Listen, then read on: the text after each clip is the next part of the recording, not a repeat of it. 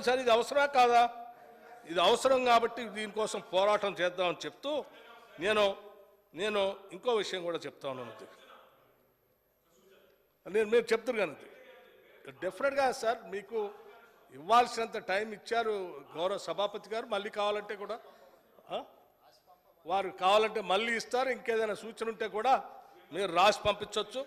నేను హరీష్ రావు గారు ఇప్పుడే వస్తూ ఉన్నారు. ఇందాను చూస్తూ ఉన్నాను సభలో. సరే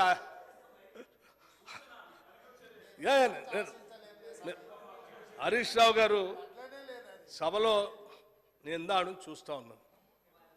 మాట్లాడే ప్రతి సభ్యుడికి చిట్టీలు అందిస్తూ ఉన్నారు అధ్యక్ష. ఇది మాట్లాడండి, అది మాట్లాడండి. అధ్యక్ష ఇది ఎక్కడ అన్యాయము? అరే అవతల సీరియస్గా చర్చ జరుగుతూ ఉంది. అటు బీజేపీ వాళ్ళకి అందిస్తాను. బీజేపీ వాళ్ళకి నేను డైరెక్ట్గా చెప్పలేక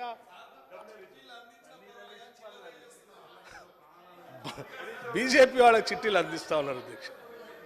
అందిస్తూ ఉంటే సరే మా ఇద్దరం అంటే సరే వారు సీఎం నేను డిప్యూటీ సీఎం నాకు అందించిన అర్థం ఉంది. మీరేం బీఆర్ఎస్ వారేం బీజేపీ, ఎట్లా అది దానికి పొంతలే కుదరట్లేదు కదా.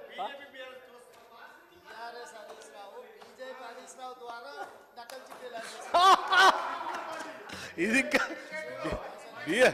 బీఆర్ఎస్ హరీష్ రావు గారు బీజేపీ డాక్టర్ హరీష్ రావు గారి ద్వారా బీజేపీ ఫ్లోర్ లీడర్కి చిట్టీలు అందిస్తా ఉన్నారు అధ్యక్ష. ఇది సమస్య అధ్యక్ష. నేను ఏమంటున్నా అంటే సరే అంతిమంగా నేను చెప్పేది ఏంటంటే సరే మనం అందరం ఆలోచన చేయాల్సింది ఒకటే అధ్యక్ష. ఈరోజు పెట్టినటువంటి చర్చ రాష్ట్ర ప్రయోజనాల కోసం పెద్ద ఎత్తున ఆలోచన చేసి సభానాయకుడు పెట్టారు. ఈ అంశాన్ని మనం అందరం కూడా సీరియస్ తీసుకొని అంతిమంగా రాష్ట్ర ప్రయోజనాల కోసం నేను కూడా సభలో ఉన్నటువంటి గౌరవ సభ్యులందరి తరఫున కూడా సభానాయకులు గారిని కోరుతా ఉన్నాను. దయచేసి ఒక తీర్మానం పెట్టండి. ఆ తీర్మానం ఏకగ్రీవ తీర్మానం అందరూ మద్దతు ఇస్తారని నేను ఆశిస్తూ ఉన్నాను. ఏకగ్రీవ తీర్మానం చేయటం కాదు, అవసరమైతే ఇందా కేటీఆర్ గారు అన్నట్టు మీరు వస్తా అంటే మిమ్మల్ని కూడా తీసుకొని పోతాం. మాకేం అభ్యంతరం లేదు. మీలాగా మేము వదిలిపెట్టిపోము. అందరిని కలిపి తీసుకొని పోయి ప్రధానమంత్రి గారిని కలుద్దాం, కావాల్సినటువంటి మంత్రులందరినీ కలుద్దాం. రాష్ట్ర ప్రయోజనాలే సార్ అధ్యక్ష, రాష్ట్ర ప్రయోజనాలే అంతిమ ప్రయోజనాలు. పర్లేదు సార్, ఒకవేళ లీడర్ ఆఫ్ అపోజిషన్ కేసీఆర్ గారు కూడా వస్తా అంటే కూడా తీసుకో.